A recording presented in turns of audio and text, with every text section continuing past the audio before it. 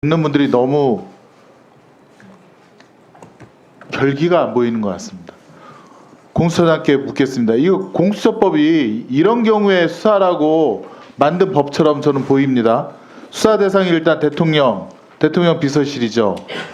그 다음에 장군들이 있고, 그 다음에 상급 이상 경무관 이상 경찰 공무원, 그 다음에 국정원 상급 이상, 다 지금 내란 범죄에 관련된 사람들 다 여기 대상이 되어 있지 않습니까? 네. 범죄는 직권남용죄도 있고요. 그 다음에 국회 문을 뜯어서라도 국회의원들 체포하라 그랬으니까 공용물 파괴, 손괴, 교사도 있고, 그 다음에 불법 체포 감금도 교사로 저는 보입니다. 그 다음에 국정원법에 의하면 정치 관여 해서는 안 되는데 의원들 끌어내면서 정치 관여한 꼴도 보이고, 그 다음에 불법 체포로 인한 직권남용도 대통령이 교사했다라고 보여집니다. 이 수많은 범죄들이 다 공수처에 수사하라고, 그 다음에 대통령이 수사 과정에서 인지한 대통령의 범죄와 직접 관련성 있는 것도 수사할 수 있잖아요. 네. 하여튼 공수처 법률은 이 내란죄에 대해서는 우선 공수처가 임하는 수사 대상과 그다음에 수사 범죄를 기재하고 하라고 되어 있는데 왜 안 하고 있냐는 거 아니겠습니까? 네, 맞습니다. 우리 공수처는 예? 지금 열심히 공수처가 하고 있습니다. 나서야 되고, 그다음에 박지원 의원님께서 지금 내란 수계 대상자가 지금 국가 최고의 지위에 있고 아직도 권한을 행사하고 있으니 긴급 체포라도 해서 일단 끌어내려야 된다는 거 아니겠습니까? 인신구속을 해야 된다는 거 아니겠습니까? 근데 왜 대답이 뭘 검토한다 이렇게 어정쩡한 대답을 하십니까? 긴급 체포하셔야 됩니다. 예, 제가 잘 알겠다고 말씀드렸습니다. 예. 그러니까 결기를 보여주시라고요. 이거 안 하면 오히려 직무유기라고 저는 보여집니다. 예? 법이 공수처 이렇게 하라고 다 규정을 해놨는데 왜 안 하고 있습니까? 네, 이 시급한 상황에. 네, 잘 알겠습니다. 다음은 법무부 장관께 묻겠습니다. 예. 유혁 감찰관이 비상계엄과 관련된 회의에 참석했다가 이게 불법 비상계엄 관련된 회의라는 걸 알고 나와서 사직서를 낸 시각이 밤 12시라고 합니다. 그럼 그 회의는 그 전에 이루어졌다는 것이고요. 그때는 아직 비상계엄 포고문이 발령되고 나서 계엄 해제 전입니다. 제 생각에는 법무부에서 비상계엄 후속 조치를 취하려고 모였던 것 같습니다. 어떤 내용으로 논의하셨습니까? 유혁 감찰관은 회의에 어떤 내용으로 논의를 하셨습니까? 참석한 적이 없고요. 우선. 장관께 묻습니다. 예, 어떤 내용으로 논의를 하셨습니까?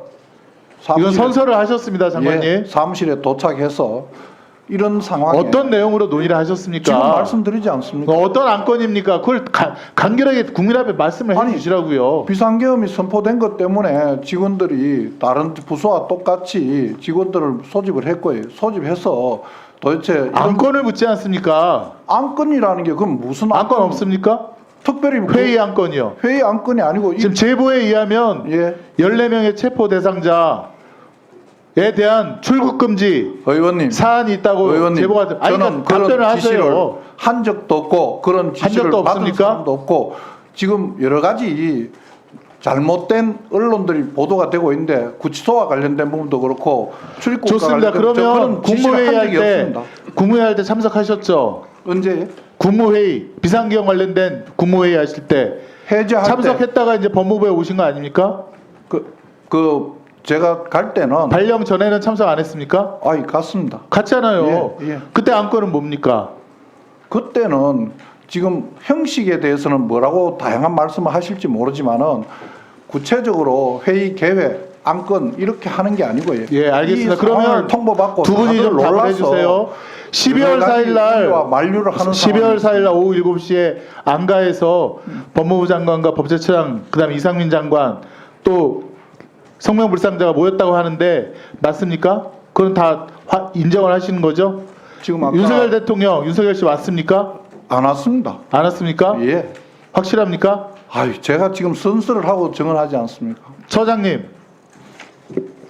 저 말입니까?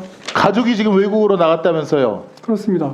12월 8일 날 부결 후에 갑자기 미국인가요? 어디로 나갔습니까? 저희 애들이 그 사수를 했습니다. 그래서 그동안 고생해서 그 처남집에 LA에 있는 처남집에 그 전부터 놀러 가라고 여행을 가라고 계획했던 거예요. 그래서 그거에 따라서 이런 일이 있지만 어쨌든 아빠는 어쨌든 간에 중심 잘 치고 걱정하지 말아라. 그래서 여행을 간 겁니다. 상세히 말씀해 주셔서 감사하고요. 12월 4일 안가에 모여서는 뭔 얘기했습니까? 자꾸 말씀드렸지 않습니까? 그날 그냥 저녁 먹는 자리였다고요. 특별한 얘기 한 게 없습니다. 예.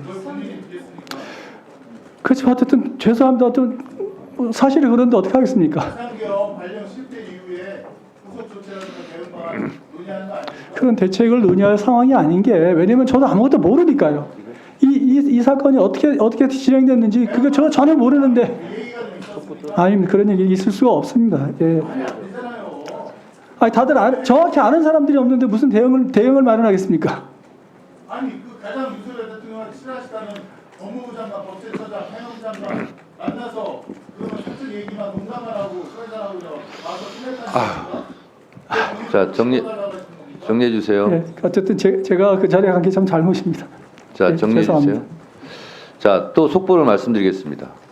지금 경찰에서 대통령실 압수수색이 들어갔습니다. 그리고 한덕수 국무총리가 오늘 드디어 그날 밤에 진실을 하나 실토했습니다. 속보입니다, 이것도. 한덕수 총리 끝내 막지 못한 것 깊이 자책, 마지막 순간까지 소임당했다. 본인은 반대했지만 계엄을 막지 못했다. 이렇게 지금 한덕수 총리가 그날에 있었던 일을 그 일각을 잠깐 얘기했는데 단도직입적으로 묻겠습니다. 법무부 장관은 반대했습니까? 총리